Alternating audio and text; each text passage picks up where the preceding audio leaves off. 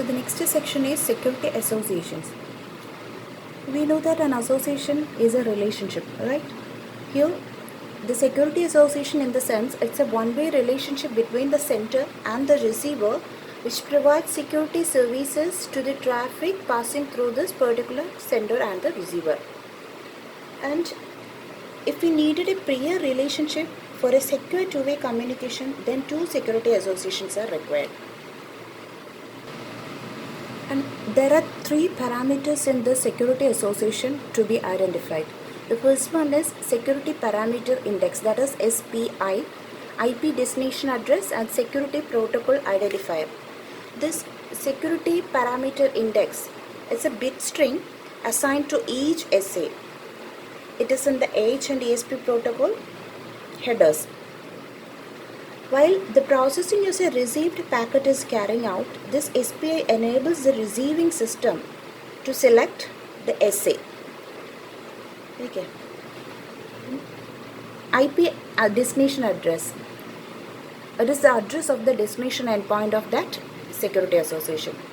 Then security protocol identifier, which indicates whether the association is in H or ASP security association. Then the next section is security association parameters.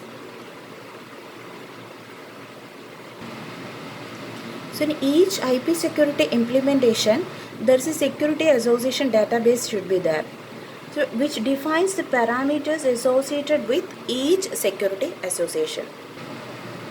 Okay, there are different types of parameters here. We are going through 6 types of parameters. Okay. The first one is anti-replay related. So these anti-replay related parameters consist of sequence number counter, sequence counter overflow, anti-replay window. The sequence number counter is a 32-bit value. It's used to generate the sequence numbers. And the sequence counter overflow, it's a binary flag value. If overflow is there, then it resets the security association. Then anti-replay window, it is used to determine whether the packet is a replied or not. There are two types of packets. I already told you that there are two types of protocols used in IP security, H and ESP. So the packets going through H is known as H packet and ESP is known as ESP packet. Okay. So this anti-replay window identifies the replay of ESP and H packets.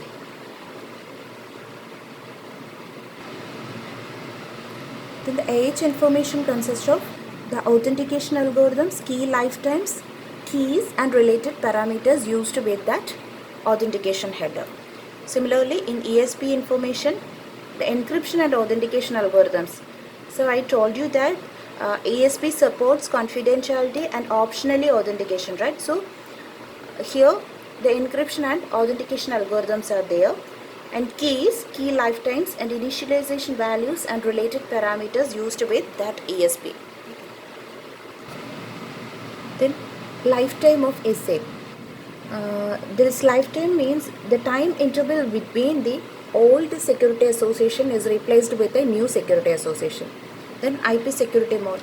So I told you that there are two working modes, transport and tunnel modes. This IP security mode is used to identify which mode the IP security is working. Okay.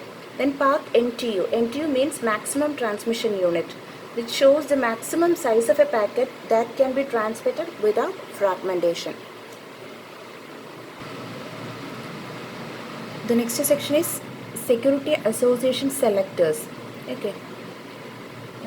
So while discussing about the security association parameters, I told you that a security association database is there, right? Like that, a security policy database is here. So this security policy database indicates what policy is needed for a particular packet. So it contains a set of rules that determines whether a packet is subject to IP processing. Then each entry in the SPD represents a policy that defines how the set of traffic covered under the policy will be processed. And what is the purpose of these SA selectors? SA selectors are used to pick the SBD entries.